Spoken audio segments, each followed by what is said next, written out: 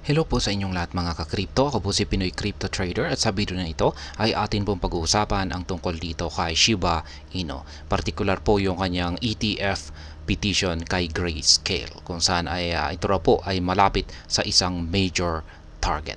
Kaya ayan, bago po tayo magpatuloy ay nais ko lamang po munang bigyang linaw ang aking disclaimer kung saan ang nilalaman po ng video na ito ay hindi po ito isang financial advice. For education and information purposes lamang po ang layunin nito. Maliban po dito ay nais ko na rin pong magbigay babala na wala pong kahit anumang group chat ang Pinoy Crypto Trader. Ayan, ang dahilan kung bakit nalalapit sa isang major target itong si Shiba Inu ay nakapagkalap po ng halos malapit na po sa 10,000 na mga pirma or signatures ang petition nitong si Shiba Inu para sa kanyang ETF product. Ayan, kunti na lang ay magiging 10,000 na. Dumarami na po yung may kagustuhan na magkaroon ng sariling SHIB ETF itong si Shiba Inu. Kaya yan yung nagbahagi po sa bilang na ito ay itong si Heber Mayan. Ayan. Pero yung proposal po na ito ay nag-umpisa po ito lahat kay SHIB-BP. Ayan, the P58 sabi niya asking SHIB Army to sign proposal for Shiba Inu ETF by Grayscale Investment.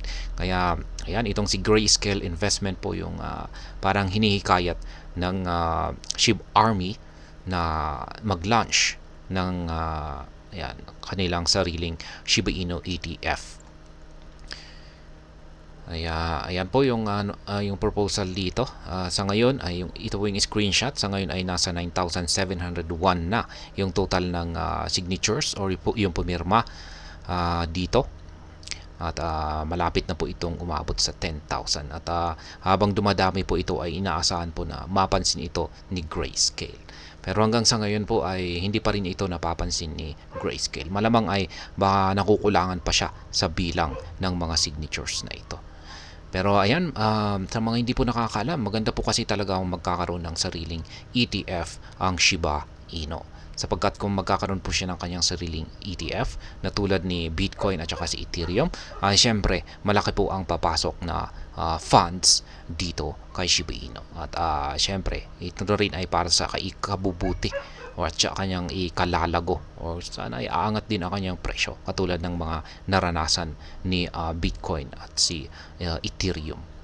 Kaya ayan, sa ngayon ay tanging nating magagawa ay abangan natin yung patuloy na pagtaas ng bilang ng mga signatures sa petition na ito at sana ay mapansin ito ni Grayscale balang araw. At hanggang dito na lamang po tayo sa video na ito mga ka-crypto. Sana po ay inyong nagustuhan ang aking paliwanag sa video na ito. Kung inyo po itong nagustuhan ay pakiclick lamang po ang like button nito. Para naman po sa mga bago lamang dito, kayo po ay aking inaanyayahan para mag-subscribe. Pakiclick na rin po ang bell icon nito dahil ito po ang siya magsisilbing notification nito sa mga bago kong videos na akin pong ina-upload sa aking YouTube channel na ito. Marami pong salamat sa panonood. Ingat po tayo lagi at God bless po sa ating lahat.